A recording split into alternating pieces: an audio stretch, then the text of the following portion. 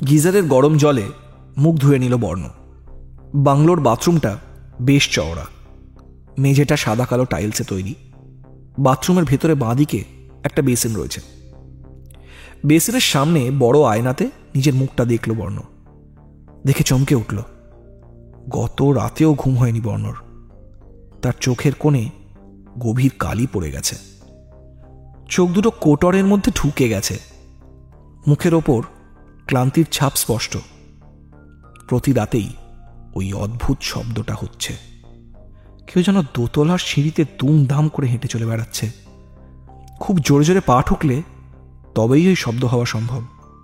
ওই শব্দ বর্ণর জীবনের সমস্ত শান্তি কেড়ে নিয়েছে। বাথরুম থেকে বেরোলো বর্ণ। রডে একটা তোয়ালে ঝোলানো রয়েছে। তোয়ালেটা দিয়ে সে মুখ মুছল। এরপর বর্ণ ডাইনিং রুমের দিকে গেল। ডাইনিং রুমটা বেশ বড়। ঘরের মাঝে একটা বড় টেবিল আছে। টেবিলটা মোটা কাঠের। টেবিলের ওপর একটা পুরনো দিনের ঝাড়বাতি, সেটার ভেতরে সোনালি আলোর বাল্ব লাগানো আছে। তবে দিনের বেলায় সেই আলো বন্ধ রয়েছে। মেঝেতে লাল কার্পেট পাতা আছে। দেওয়ালে বিভিন্ন জন্তু জানোয়ারের মাথা স্টাফ করে সাজিয়ে রাখা রয়েছে। এইসবের বয়স নিদেন পক্ষে 50 বছর তো হবেই, কারণ বহু বছর হলো শিকার বন্ধ হয়ে গেছে। এসব জিনিস ঘরে রাখা নিয়েও তো আইন আছে বলেই বর্ণ জানত। তাই এইগুলো দেখে বেশ অবাক হয়ে গিয়েছিল। ঘরের ডান পাশে একটা দেওয়ালের অনেকটা জুড়ে কাঁচের জানলা। জানলার বাইরে সাজানো বাগান। টেবিলের একদিকে বসে পড়ল বর্ণ। জানলার দিকে তাকিয়ে রইল। একটু পরেই মনোহর এসে খাবার দিয়ে গেল। বর্ণর খাওয়া দাওয়াতেও তেমন রুচি নেই। মনোহরও রোজ এই একই খাবার দিয়ে যায়। প্রতিদিন সকালে উঠেই পাউরুটি আর স্যুপ খেতে ভালো লাগে না বর্ণর। এই পাহাড়ি এলাকায় খাবার দাবারের খুব কষ্ট। সপ্তাহে একবার বাজারে যায় মনোহর। সারা সপ্তাহের রেশন নিয়ে চলে আসে, তাই দিয়েই চালাতে হয়। মনোহর মাছ মাংস খুব বেশি আনে না। সে বেশিরভাগটাই চাল, ডাল, ময়দা, ডিম আর শাকসবজি কিনে আনে। বাড়িতে কবে কি রান্না হবে সেই সব মনোহরই সিদ্ধান্ত নেয়। এইসব বিষয়ে বর্ণকে কখনো জিজ্ঞেসও করেনি মনোহর। বর্ণর অবাক লাগে, এখন এই বাড়ির মালিক সে, তবুও কেমন অতিথির মতো থাকতে হয় তাকে। অতিথি বলাও বাড়াবাড়ি হবে। এই নতুন বাড়িতে কিছুই তো তার ইচ্ছেতে হয় না। তবু তার 2 চাকর যেন তাকে মালিক হিসেবে মানেই না। এসব ভাবতে ভাবতেই কোনো রকমে ব্রেকফাস্ট ছেড়ে নেয় বর্ণ। এরপর সে বাগানে ঘুরতে বেরোয়। বাগানটা বেশ ছিমছাম। সেখানে অনেক পাহাড়ি ফুলের গাছও রয়েছে। এই বাগান মেনটেন করে পাশের গ্রামের একটা ছেলে। বাগানে ভর্তি রং বেরঙের ফুল। এর মধ্যে লাল টুকটুকে রোডোডেনড্রনসগুলো চিনতে পেরেছে বর্ণ। সকালবেলার রোদ পড়েছে ফুলগুলোর ওপর। রবীন্দ্রনাথের শেষের কবিতা থেকে আবৃত্তি করতে লাগলো বর্ণ। সকাল বেলায় হেলা ভরে করে অরুণ আলোর তুচ্ছ, উদ্ধত যত শাখার শিখরে রোডোডেনড্রন গুচ্ছ।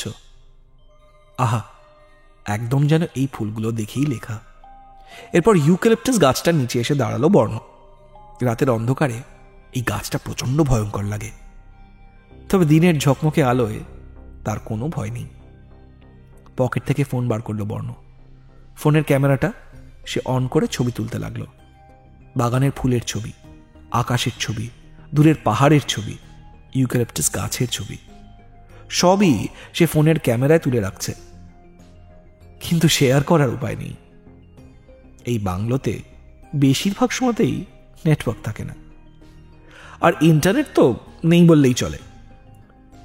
শহর থেকে সবসময় পালাতে চেয়েছিল বর্ণ, কিন্তু আধুনিক সভ্যতার সমস্ত উপকরণ ত্যাগ করতে হবে এই কথা ভাবেনি।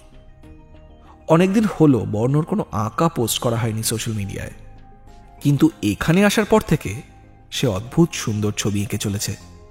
এত ভালো ছবি সে এর আগে কখনো আঁকেনি। রোজ রাতে চটজলদি ডিনার সেরে নেয় বর্ণ।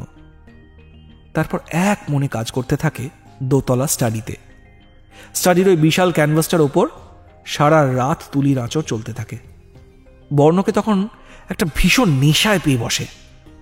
অনেক চেষ্টা করে বর্ণ, তবুও সে রাতে স্টাডি থেকে নামতে পারে না। একটা অদ্ভুত আকর্ষণ তাকে চুম্বকের মতো টানতে থাকে। মাঝ রাত অবধি ছবি আঁকে বর্ণ। তারপর সে আর্মচেয়ারটায় বসেই ঘুমিয়ে পড়ে। প্রত্যেক রাতেই ওই শব্দ তার ঘুম ভেঙে যায়। এরপর ওই দুমদাম শব্দ সারা রাত চলতে থাকে। ওই শব্দ তাকে ঘুমোতে দেয় না। ভোরের দিকে কিন্তু ঘুম আসে বর্ণর, কিন্তু সেই ঘুম কিছুক্ষণ পরেই ভেঙে যায়। জানলা দিয়ে রোদ এসে বর্ণর ঘুমের 12টা বাজিয়ে দেয়। নিজের হাতের আঙুলগুলোর দিকে তাকায় বর্ণ। নখগুলো ফ্যাকাশে হয়ে গেছে। ইদানিং তার শরীরে একটা দুর্বলতা তৈরি হয়েছে। সবসময় কেমন একটা ক্লান্ত ক্লান্ত লাগে। কেন হচ্ছে এরকম, নিজেকে প্রশ্ন করে বর্ণ। খাওয়া দাওয়া তো নিয়মমাফিকই করে। অপছন্দের খাবার হলেও সে খেয়ে নেয়। মনোহরের স্ত্রী ভালোই রান্না করে। এটা বর্ণর একটা বিশেষ পাওনা। না হলে ওই শুকনো শাকসবজির তরকারি সে খেতেই পারত না। এর আগেও বর্ণ বাড়ির বাইরে থেকেছে। কলেজ জীবনে তার খাওয়া দাওয়া খুব অনিয়মিত ছিল, কিন্তু তখন তো এরকম হয়নি। তাহলে কি এখানকার জলে কোনো সমস্যা হচ্ছে? ও শুনেছে যে পাহাড়ের জলে মিনারেল, লবণ ইত্যাদি অনেক বেশি আছে। অনেক সময় ঝর্ণার জল ও পানীয় হিসেবে ব্যবহার করে পাহাড়ের মানুষজন। এই জল সমতল থেকে আসা মানুষজনের পেটে সহ্য হয় না, কিন্তু সেটা হলে তো পেটের গোলমাল হতো। বাংলোর রান্নাঘরে একটা বিদেশি কোম্পানির তৈরি বড় পিউরিফায়ার আছে, আর বর্ণ জানে যে মনোহর তাকে পিউরিফায়ার থেকেই জল দেয়। তাহলে তো শরীর খারাপের কোনো কারণ নেই। এসব ভাবতে ভাবতেই বাংলোয় ঢুকলো বর্ণ। নিচের তলায় বড় ডাইনিং রুমে আর কিচেন ছাড়াও রয়েছে 3টি বেডরুম। একটি ঘরে থাকে মনোহর আর তার স্ত্রী, অন্য ঘরটি বর্ণর, আর শেষ ঘরটি গেস্ট রুম। ওটা সাধারণত বন্ধই থাকে। এই বাড়িতে ভীষণ একা লাগে বর্ণর। কথা বলার মতো একটা লোকও নেই। ও যেন এই বিশাল বাড়িটাতে বন্দী হয়ে আছে, কিন্তু চাইলেই তো আর পালিয়ে যেতে পারবে না। বড় জেঠুর বিলে স্পষ্ট করে লেখা আছে উদ্ভট শর্তটা। বর্ণর মনে পড়ে গেল সেই দিনটার কথা, যেদিন ও জানতে পেরেছিল ওর জেঠুর মৃত্যুর খবরটা। দিনটা ছিল রবিবার। সারাদিন টিউশন পড়ানো ছিল বর্ণর। সন্ধেবেলায় বাড়ি ফেরা মাত্র ওর মা একটা চিঠি ওর হাতে তুলে দিয়েছিল। আমায় আবার কে চিঠি লিখল? মাকে জিজ্ঞেস করেছিল বর্ণ। মা উত্তর দেয়নি। চিঠিটা খুলে বর্ণ অবাক হয়ে গিয়েছিল। চিঠিটা লিখেছে জেঠুর, অর্থাৎ অনিমেষ বাবুর উকিল। জেঠুর মৃত্যুর খবরটা বুকে এসে লেগেছিল ওর। রক্তের সম্পর্ক বড়ই অদ্ভুত। বর্ণর এত বছর কোনো যোগাযোগ ছিল না ওই বড় জেঠুর সাথে, তবুও তার মৃত্যুর খবরটা খুব মন খারাপ করে দিয়েছিল বর্ণকে। কিন্তু ওই দুঃখ ছাপিয়ে গিয়ে একটা ভীষণ আনন্দ পেয়েছিল বর্ণ।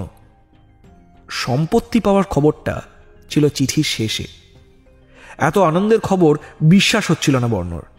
সে দৌড়ে গিয়ে মাকে খবর দেয়। মধ্যবিত্ত সংসারে একসাথে এত টাকা পাওয়ার খবর বিশ্বাস করা কঠিন। বর্ণ বারবার চিঠিতে সম্পত্তি লাভের জায়গাটা পড়তে থাকে।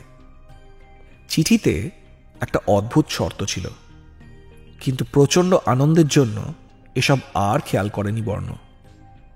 কি সেই অদ্ভুত শর্তটা?